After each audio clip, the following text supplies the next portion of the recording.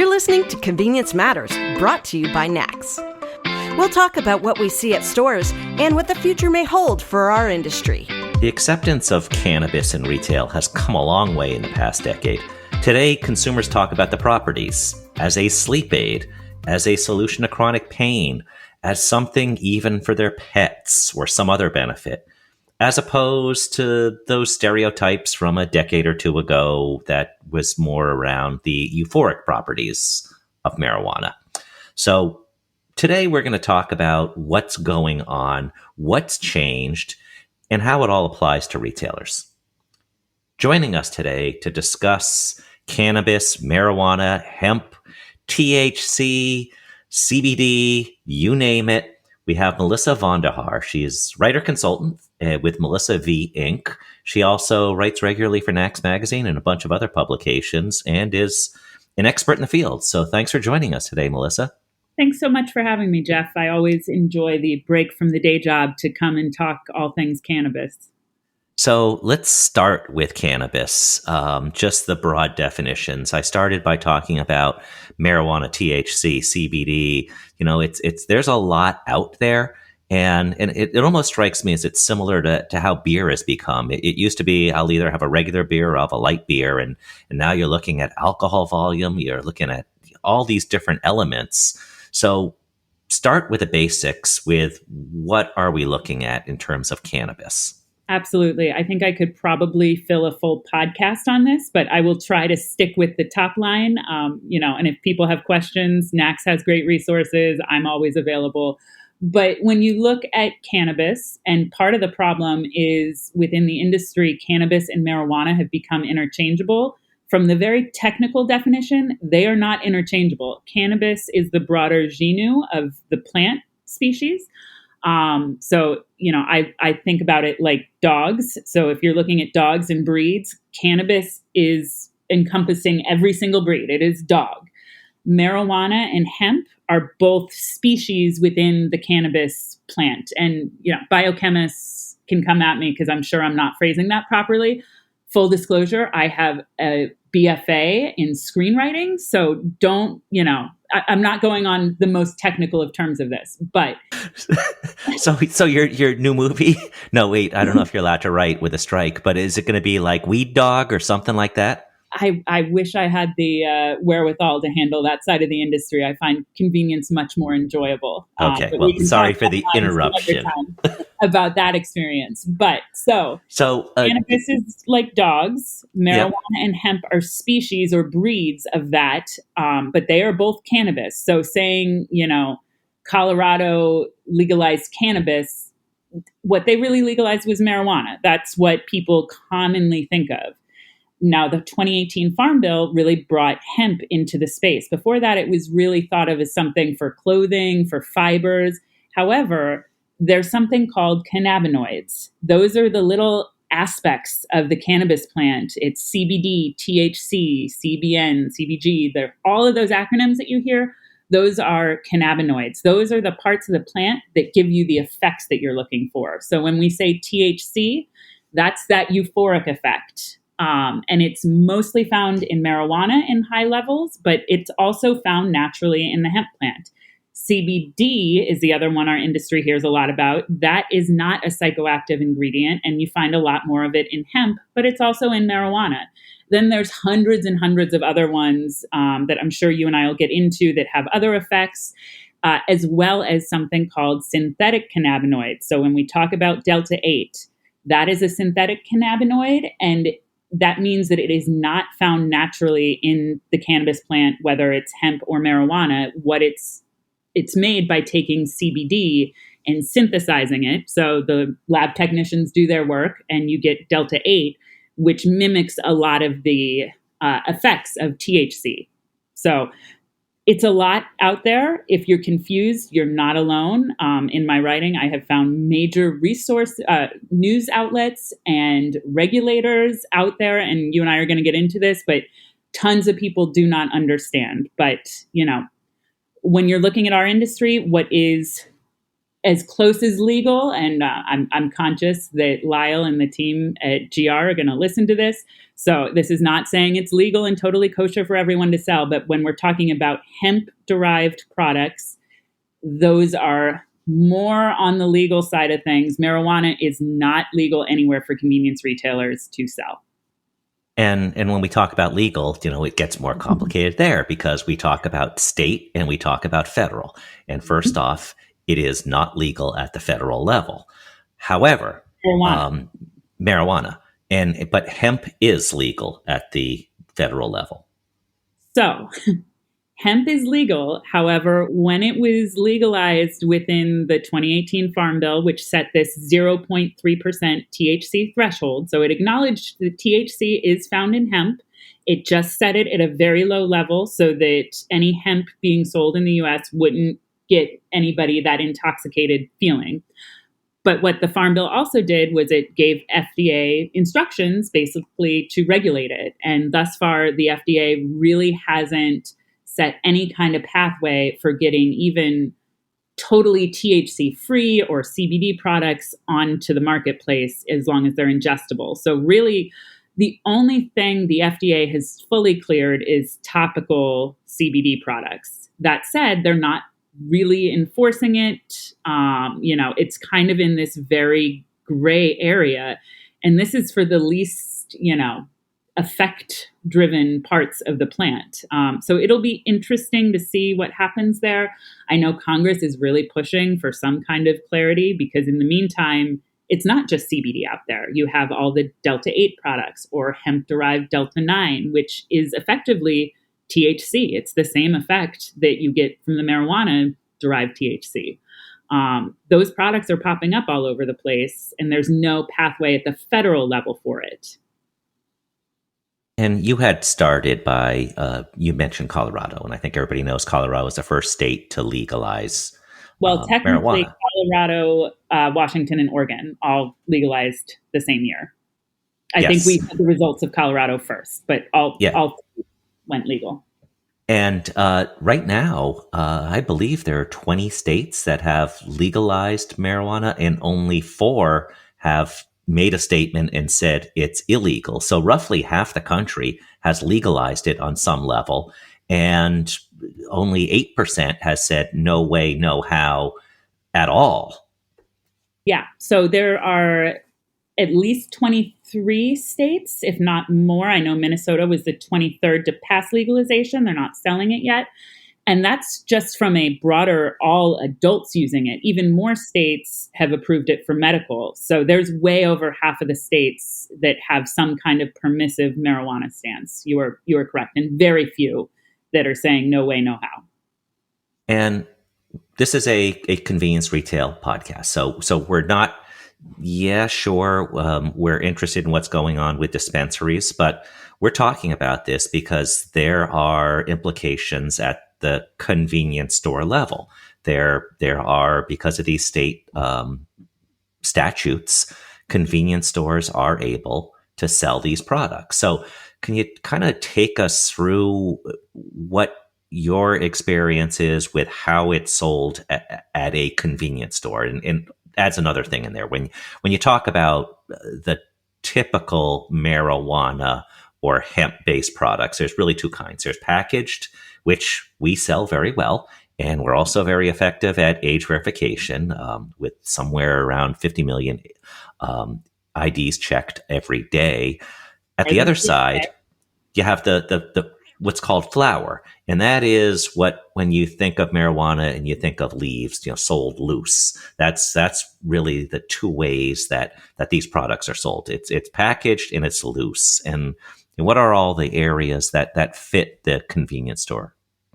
Sure. So, I would say that the vast majority of cannabis products that are being sold at convenience, and by I say vast, I would say 99.9%, that's going to be hemp derived. When you do have a few spaces where retailers have gotten creative. And so, in the states that have legalized marijuana use, they are dispensary only, which means there's a whole lot of hoops to jump through. And primarily what locks our industry out is that you have to only sell marijuana or cannabis products there. You can sell hemp usually, which convenience, we carry thousands of products. That's never going to fit our model. So what some creative thinkers have done, both in the US and Canada, is they do a model where they have the convenience store on the property and the dispensary next door. So there are 2 doors, so it qualifies with the law. But obviously, for most of our listeners, that's not really a feasible business plan. Nor is it, with all the banking stuff, I'm not sure it's one anybody would say this is a great idea. So when we're talking about cannabis sales at convenience, it is hemp-derived products. Now, that doesn't mean that the products can't have an effect, because you do have all of these hemp-derived cannabinoids that meet that congressional threshold of 0.3% THC that are out there that consumers are really, really interested in. And, when I first started covering cannabis within convenience, or when Colorado and Washington and Oregon legalized, it was framed as, let's treat this like alcohol and tobacco. And I went, nobody sells alcohol and tobacco better. This belongs in convenience. This is going to be in convenience. We're going to have shoppers who are interested in this. And so to me, I think all of the evidence points to there are shoppers out there that are interested in, as you referenced, those packaged kind of entry level or convenient goods and ways of consuming cannabis, especially as you have states that are becoming permissive of kind of the intoxicating or euphoric hemp-derived cannabinoids out there. So the Delta 8, the Delta 9, the Delta 10, there's probably 8 others that I'm not referencing. Those really Delta 8 and Delta 9 are the most common that you find out there. And there are more and more states, there are certainly a ton of states that are taking action to try to ban or prohibit those sales. But like the FDA, they're struggling to enforce that.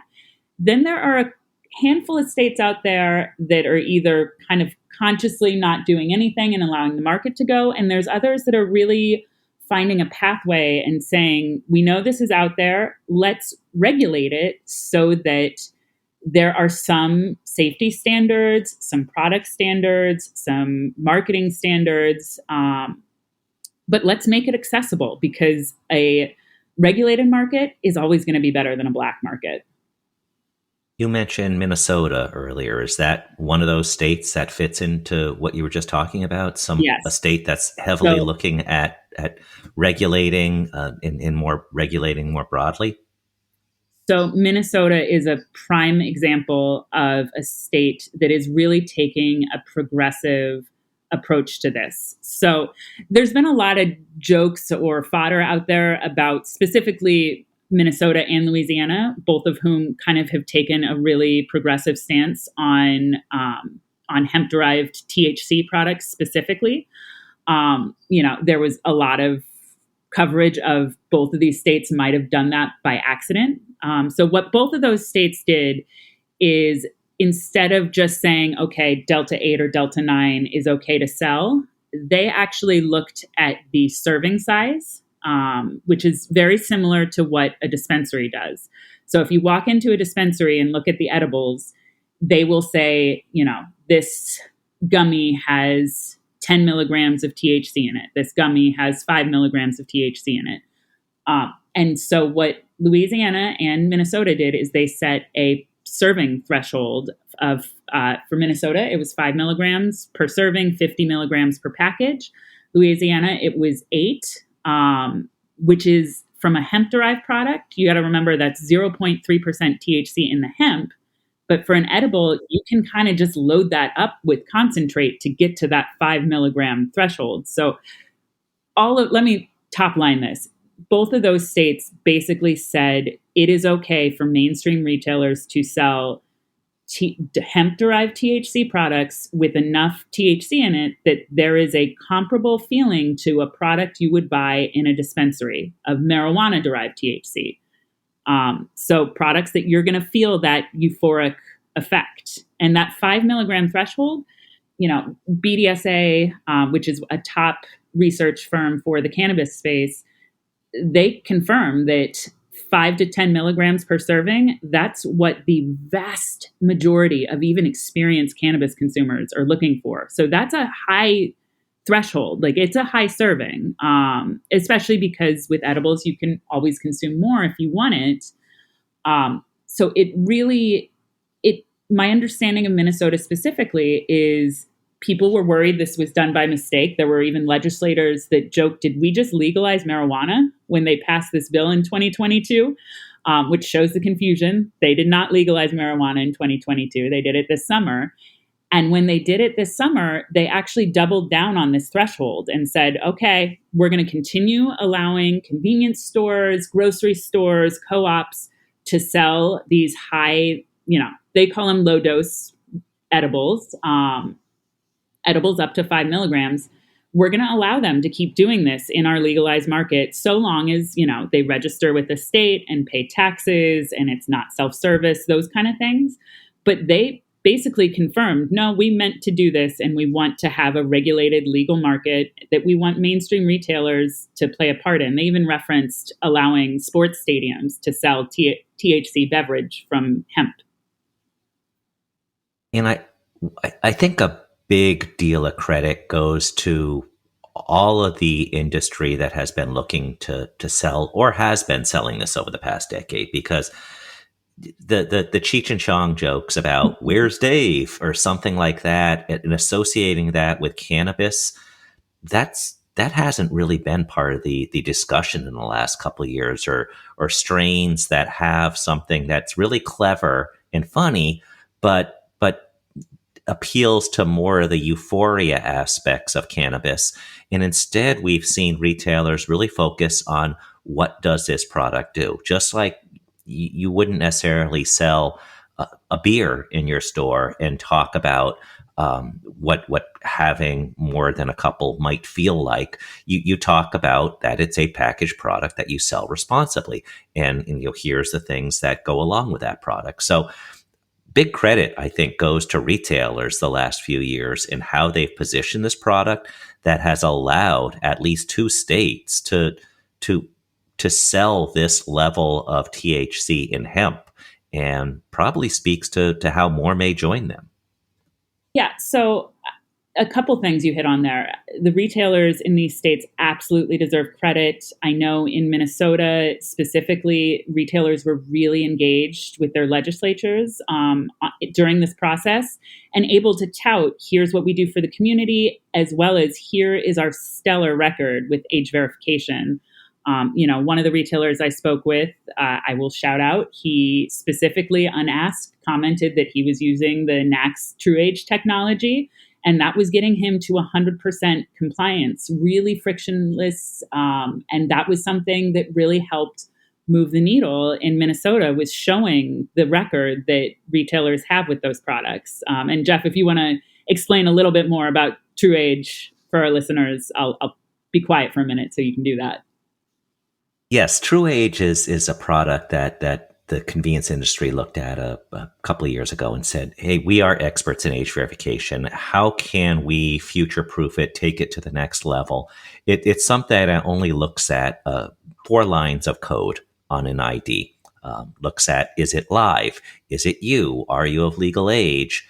And so very minimal in terms of it doesn't look at your address and some of these other things that with privacy concerns now, with hacks, with all these breaches, et cetera. It is much more streamlined, yet it still is able to make sure that somebody buys product legally. And if there's volume limits, it also allows to track for that so that somebody can't skirt the system. It's something that NACS has up and running now in stores. It is absolutely free to users, whether you're a retailer or customer or consumer. And we're getting good feedback on this. So the idea is to control our future. And it sounds like this discussion with the Minnesota legislature is saying, hey, yeah, you guys are taking this under your control. So that's a really positive, encouraging sign that what we're doing is taking effect. Absolutely. So I'm going to jump back into part 2, which is reframing kind of the view of the cannabis products. And that, credit goes to convenience retailers. It certainly goes to dispensaries. You don't walk into a dispensary and feel like you're walking into Amsterdam or a college dorm. these look like Apple stores. And so that shifting attitude, I know retailers in both Louisiana, Minnesota, other states, one of the surprises when they're able to offer either THC products or, CBD, some of the other cannabinoids, is the type of consumer that's buying those. And it's not just college kids. It's not people looking for the high per se, but it's somebody that's helping with arthritis. It's somebody that's helping with sleep. It's somebody that's just looking, for some calm in their day. Again, we're not legally allowed to market the products as such, but consumers understand that these products do more than just, it's a weird space because it's not just beer. Which, me, I'm a beer person. So that's not a knock on beer, but there's a lot of function to various cannabis products that really also goes into a medical type space that we are, moving towards acceptance and allowance for these to be sold in our stores, which is really good for the industry. I was at a community event last night. There's this a whole bunch of people that do an awful lot of good for the community. And I was just briefly talking about, I'm going to fly home and do a podcast and talk about cannabis. Every one of them didn't just have an opinion, told me about how they use the product. And I think that's just an example of how far along that we've come. Because somebody was saying, oh, yeah, my knees, and so I do this. And somebody else is like, say, I have trouble with sleep, and this really works. So, again, I think it positions the convenience store industry, which sells packaged items extremely well, which is extremely regulated and pays about one out of every $4 or so is taxes. So we also collect a lot of taxes, which helps with the discussion about black or gray markets. Absolutely. But the convenience industry is well positioned to have a central role in this space, and sounds like in at least 2 states already has that. What advice or things do you suggest, Melissa, that retailers look at or learn to see what might be right for them, for their brand, even before they start looking at where their state sits in terms of legality or illegality? Sure. So, I've spoken with a number of retailers in these states that are selling, and one of the biggest pieces of advice is really determining if it's the right move for your store and your market and your customers. Because you hear some of the dollars coming out of this, and it's really exciting. It's not terribly trackable yet, but anecdotally, I've spoken to people, and it's, these are people coming in, and the shoppers are doing a $75 to $400 basket of these products. That's really exciting, but that doesn't mean that it necessarily makes sense for your store, your market. If you're right next to a dispensary, that might be a tougher sell. If you're a market where that the local law enforcement is a little bit more finicky about this, that might not make sense. If, there's a zillion things to factor in. It's also a product that requires a decent amount of education. One example I heard was that retailers were getting virgin versions of the products so that their employees could talk about the flavor profile. But with edibles, which seems to be where the legalization for THC, for hemp THC, I'm going to keep saying that. But it seems to be in the edibles space, maybe eventually into the fully packaged goods space. But edibles are unique in that they take a lot longer to take effect. And so I think consumers are getting more and more educated and certainly know how to do it themselves. But education is certainly a challenge. So it's those things I'd factor into, and making sure your age verification, whatever you have in place, whether it's true age or something else, you got to make sure you're at 100% because the stakes are really high. It takes 1 or 2 bad news stories to taint our industry on that. And it really would be a shame, because I firmly, firmly believe that this isn't just a benefit for our industry. I actually think our industry being involved is what is going to take cannabis to the next step of mainstream acceptance. Because you think about it, Jeff, we don't go to a dispensary to buy tobacco. We don't go to a dispensary in most states to buy beer or alcohol. We don't go to a dispensary to buy Tylenol. So, when you think about people that might still be a little leery, it might be about going into a space that they're not used to versus seeing that their neighborhood corner store is offering it and they have employees who are enthused about it. That makes it more accessible and acceptable. So I think it's a push and pull here where if we can get this right, we can be a part of this really exciting space and help grow it. We can be a really important step. It is very exciting in terms of how convenience stores can play a role and continue to promote their responsible retailing as an option for a new type of product that continues to grow in market share. Now, Melissa, you have a feature story coming up in NACS Magazine, so obviously folks can read more after listening to this podcast in NACS Magazine. And I assume we're going to be talking more regularly, and we're going to see more articles in NACS Magazine because this is an issue that will only grow in importance over the coming months. You know me, I will talk about this anytime. So people are free to reach out directly, but I expect you and I will be talking quite a bit. And the team at the magazine and I will be talking quite a bit because you're right. This is only getting bigger. And I'm excited to see as some of our bigger CPG partners start getting into this space. I know they're excited too. We got to wait for Congress to catch up a little, which is a whole other story for another day. And we will have that other day. So thanks for joining us today, Melissa. And thank you for this conversation. Yeah. Thank you all for listening to Convenience Matters. Convenience Matters is brought to you by NACS and produced in partnership with Human Factor. For more information, visit convenience.org.